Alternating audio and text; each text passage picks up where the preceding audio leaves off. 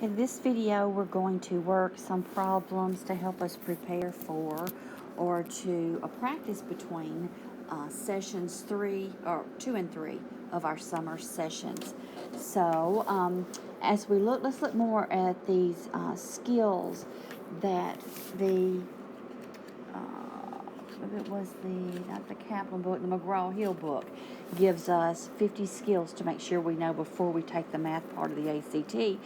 We had the first 6 in the previous video, so we're going to look at a few more on this video. So firstly, we'll begin with skill 7. When you see a triangle with 2 sides equal, mark the sides equal and mark the 2 opposite angles as equal. Let me draw a picture of that.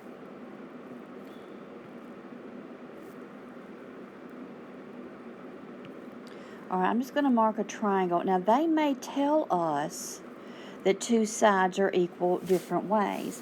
They may tell us using the vertices. They may tell us that AB is equal to AC, or that segment AB is congruent to segment AC. They may mark the drawing, letting you know that AB and AC have the same length. So there are different ways they can let you know that the 2 sides are equal. But this group of suggestions encourages us to not only mark the sides equal, but to go ahead and mark the angles across for them as equal. Those of you who have had geometry know this as the isosceles triangle theorem. Those of you who have not had geometry, this is a new concept to you possibly, where when you have an isosceles triangle, those angles that are across from the congruent sides will always have the same measure. So the measure, that's what the M means there, the measure of angle B is going to be equal to the measure of angle C. They're going to be either both 40 or both 30. They could be, a lot of different combinations. But a second piece of this suggestion, when all sides are equal. So let's go back to the fact that we may have an equilateral triangle. And again, we may be told that all sides are equal, or all sides are congruent, or they may have little slash marks like that showing us that they mean for us to interpret the figure as having 3 equal sides. When we have an equilateral triangle such as this, okay, look at your Latin and Greek roots, equal sides, equilateral, then all 3 angles are going to also be the same. They're going to all be 60 because a triangle has to add up to 180 degrees. Equilateral triangles are also equiangular. Looking at your roots again, equal angles. So if all 3 sides are equal, then all 3 angles are going to measure 60. And again, this is for triangles. So we don't want to try to force this on a pentagon or a hexagon. Those have separate rules, which we will get to sometimes this summer as well.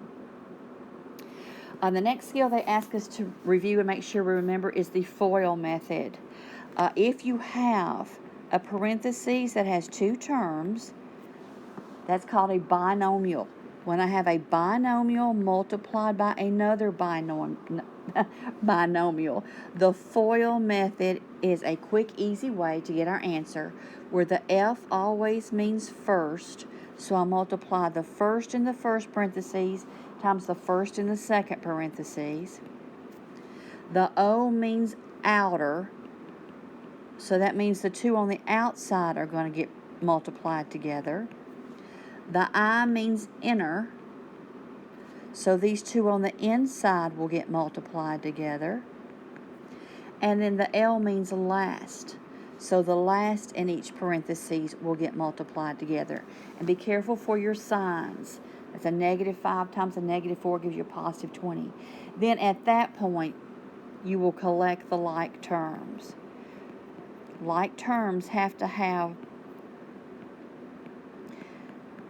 the same variable or variables, and those variables must have the exact same exponents. So you cannot put together or combine anything that don't work out to be like terms. All right? Next page. Anytime you see a math vocabulary term, underline it. And I think that's really good advice. I'd never thought of that before. But if you will underline math vocab terms, that will call to your attention, I need to work this problem through the focus of what this vocabulary term means. So I think that's a really good piece of advice. Then this particular book, the McGraw-Hill book, tells us to make sure these are terms that we do know. Okay, make sure you know integer, prime, factor, multiple, the units, digit, and consecutive. So I'm going to go through those quickly. We've already talked at some of these before. But the integer will be the set of numbers, the negative whole numbers, 0, and the positive whole numbers. Now, there are no fractions, there are no decimals in the group of integers. And also, notice how integer is spelled. It is not integer. There's not an R in there. It's integer. The prime numbers are numbers that have as their factors only themselves and 1. So 2 is prime because 2 times 1 is the only group of factors that you can find that will multiply and give you the number 1. 3 is prime because 3 times 1, those are the only 2 factors you have that will give you a product of 3. But the number 4, you can say 4 times 1, but it also has 2 times 2. So since it also has an extra set of factors, that's not a prime number. That's a composite number. Also, 1 is not considered a prime number because prime numbers are multiples of 1 and another number, and since 1 times 1 is not 1 and another number, then technically the ACT does not consider 1 a prime number. A factor is a number that is multiplied to give you something. So if I look at my factors that I used up here, okay, if I get 4 as my answer or my product, then the 2 factors are 2 and 2. So I have a double factor there, same factor used twice. Okay, so when things are multiplied, they are factors. That's just not for whole numbers. I can have factors that are algebraic expressions. X is one factor because it's X times a quantity of X minus 5. So I have 2 factors there as well.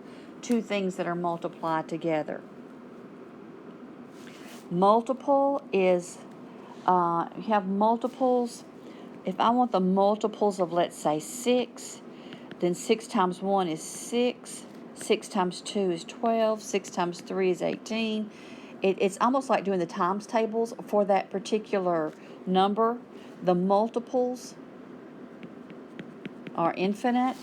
Okay, so my multiples of 6 would be that particular list and go on and on and on. That's the multiples of numbers. Okay, a units digit, when you have a number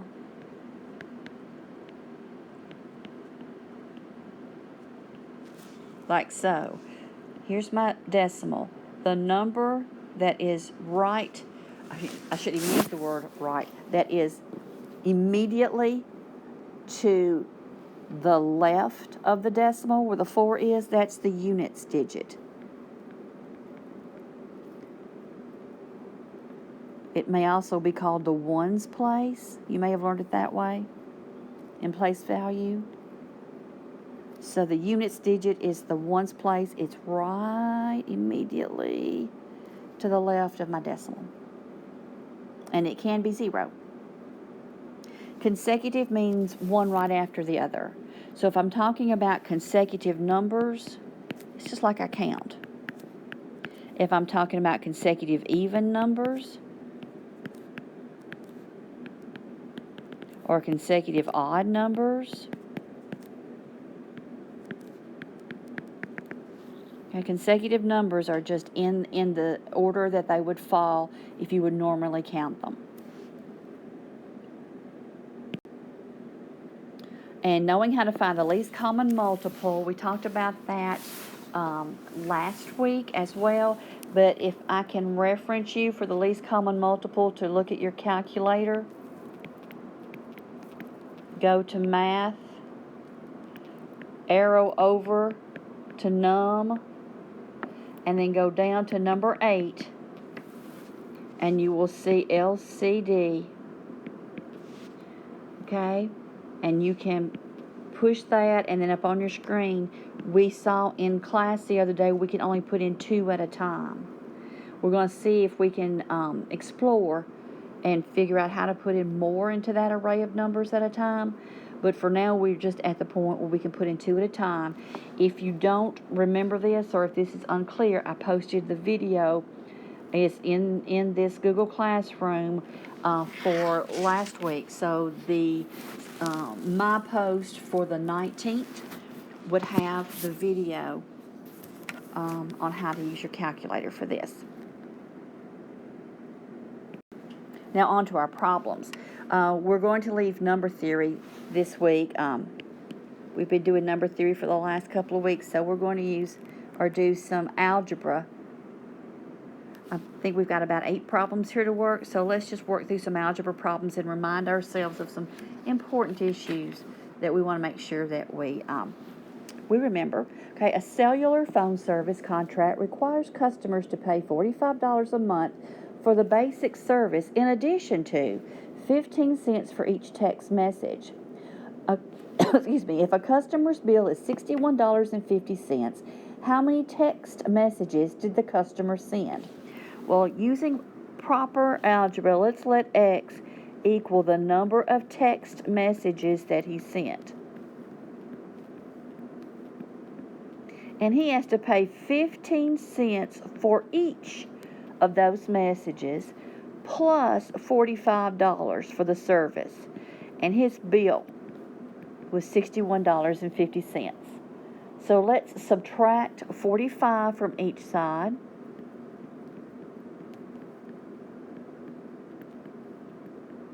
And then we're going to divide each side by the decimal 0.15. Your calculator will keep the decimal in the answer correct. X works out to be 110 messages, which is B. Number 73 is just solving a simple equation with variables on both sides of the equation. But if you'll remember something we talked about, when you have variables in the problem and numbers as your answer, this problem is a candidate for just plugging in the values and finding the true statement. Now, in this case, I think that would take longer because most of you know how to work this out by subtracting 3x from each side, then subtracting 9 from each side. So you're going to get A. So most of you, I think, are in a position where you probably could have done it easier, the algebraic way, but when you have variables in the question and just numerals in the answer, that problem is a candidate for the plug and chug method. All right, number 74, we're adding 2 fractions, and we're not going to freak out that the fractions have variables as the denominators. All the rules that we've had of fractions will apply to this particular problem as well. We have to get a common denominator.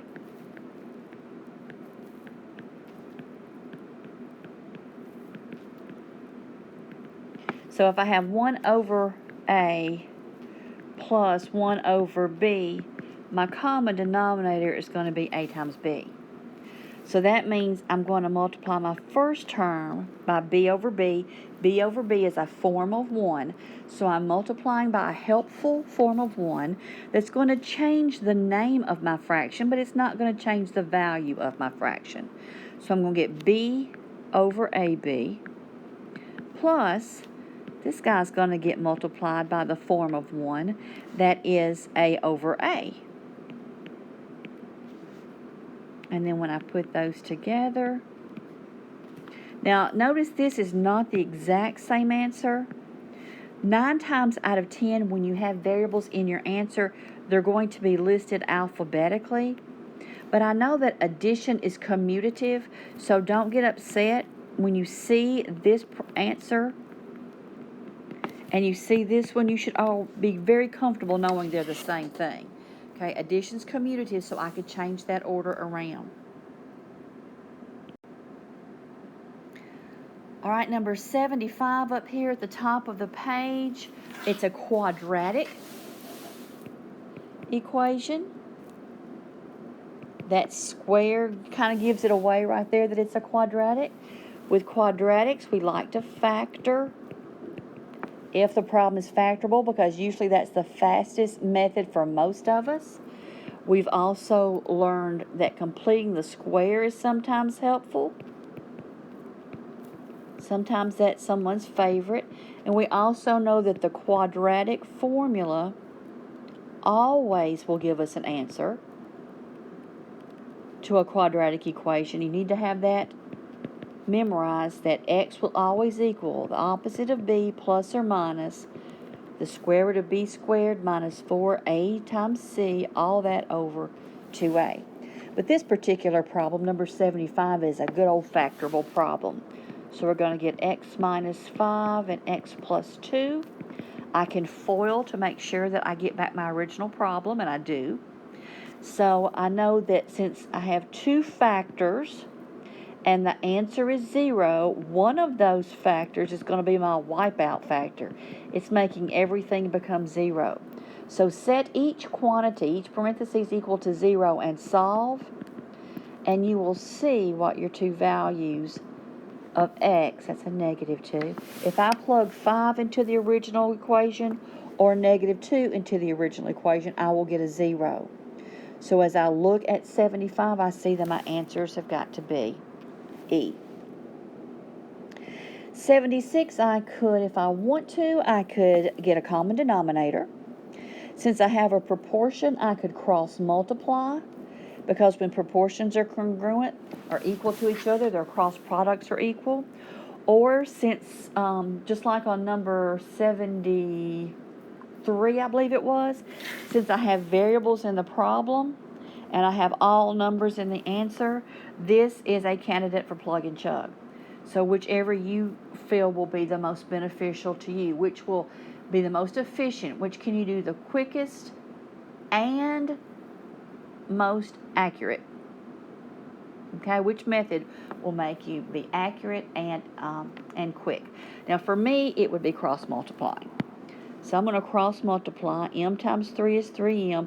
Then when I cross multiply that 4, I'm going to make sure I put this numerator in parentheses. If I don't, then I'm going to forget to distribute the 4. And I've got to distribute the 4 to both elements in my parentheses, like so. Now when I subtract 3m from each side, I get a 0. It's okay to get a 0 on one side. Now add 4 back. M is 4, so D is my answer for 76. Number 77, we have a system of equations. But we're not asked just to solve the system. We are asked to find the x and the y and multiply them. And that's the answer that they want. Now again,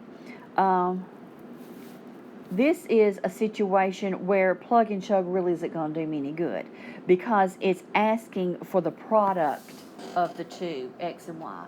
So for me, plug and chug isn't going to help us a lot here. I'm going to set up my system. And remember, there are multiple ways to solve a system of equations. We can use substitution, we can use elimination, which some books call add-subtract method.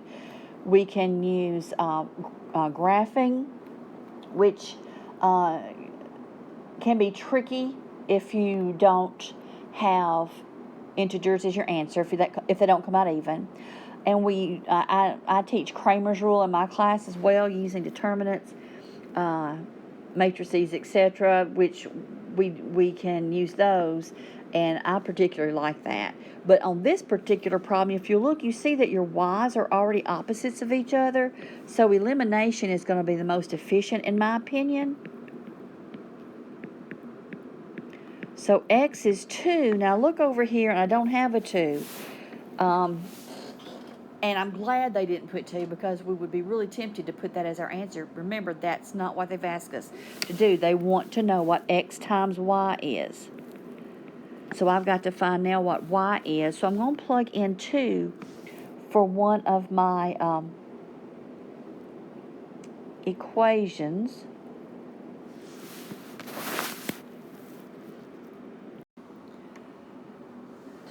So I'm going to get here negative 2 for my x, not 2, negative 2. I had stopped the video to see what mistake I had made. I'm going to get a negative 2 there. Okay, and they do have negative 2, so it would be easy to fall into the habit or fall into the trap of putting b as my answer, but it's not. I've got to now find what y is. I'm going to plug into one of these, it doesn't matter which. X plus y equals 1. I'm going to replace that x with negative 2. So y is 3. So I'm going to plug in 3. So negative 2 times 3 is negative 6. Then my product of my answers is A. Now, let me just say, caution, if when you look at the corrections, I copied the wrong problem. I just saw in the scan of the corrections. So on scan of corrections,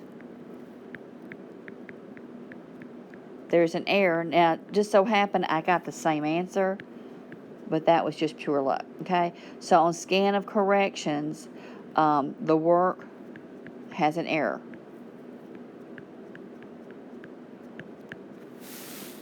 Okay, so I just want to call that to your attention, please. All right, now number 78, we are multiplying two matrices. When you multiply two matrices, and I'm going to attach a video of this because some of you have not had this, they're asking us to find x. Well, to find x in multiplying the matrices, we're going to multiply the negative 1 times 6 plus the 2 times the 7, and that will give us what goes in the x position. Okay, so again, watch the video that I'm going to attach if you haven't had matrices yet. And you can see where these numbers are coming from. Also, you will, if you haven't had trig yet, I have a feeling you will have that some in trig, or at least review it some. So I'm going to get that 8 is going to be in the position for the x. Okay. Now, anytime we're going over these, if you don't understand something, we need to go over it with you privately, or if we need to go over it after you take your ACT each week, each practice, please bring it to our attention, and we'll be happy to discuss that with you. Okay, our last problem here is find the root of negative 5x plus x squared.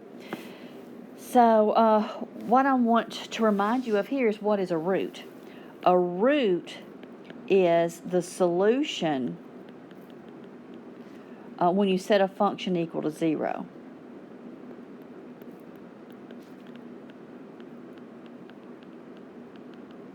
Okay, so I'm going to set my function equal to 0, and then I'll see which of the following is a root.